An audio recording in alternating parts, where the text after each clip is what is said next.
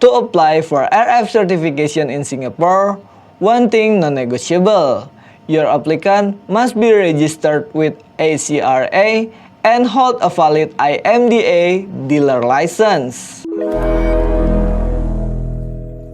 Who is actually allowed to apply RF certification in Singapore is one of the most overlooked parts.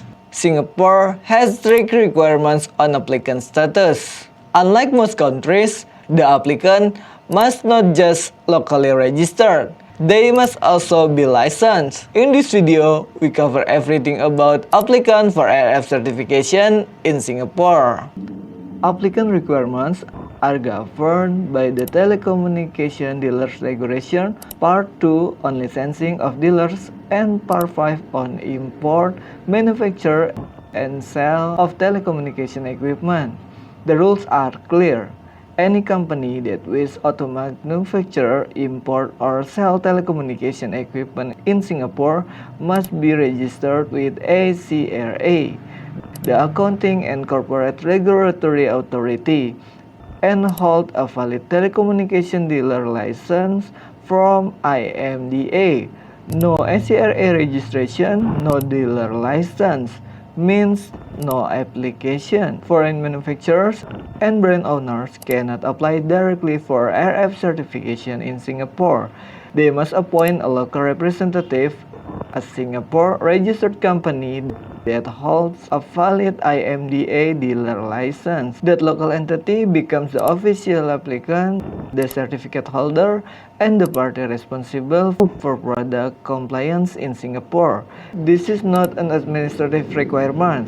The local entities takes legal responsibility for the product from the moment it enters Singapore until it leaves the market.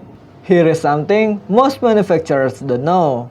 There are two types of dealer license in Singapore, and they cover different products and activities. The first is dealer class license. This is an automatic permit.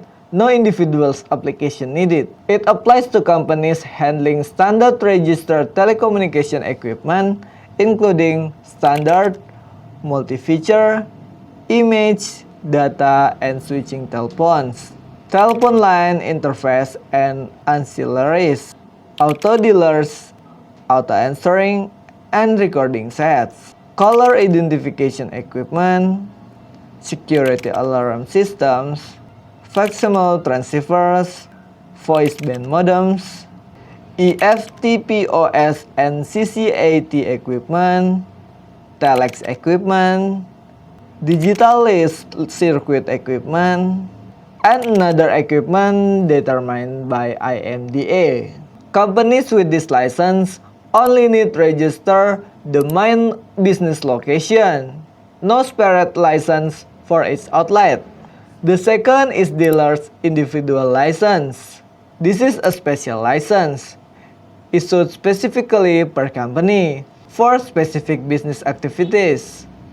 It's required for companies handling telecommunication equipment not covered under class license, typically non-standard devices, specialized equipment, or equipment intended for export. A separate license is required for each location where the devices are stored or sold.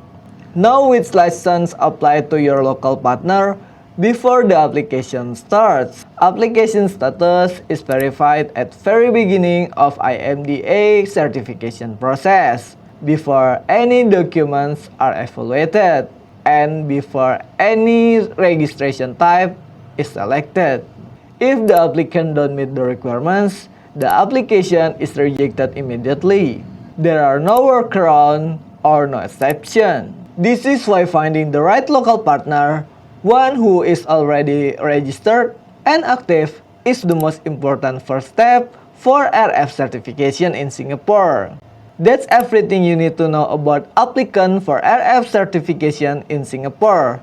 If you want to know everything about RF certification in the world, subscribe. I will see you in the next video.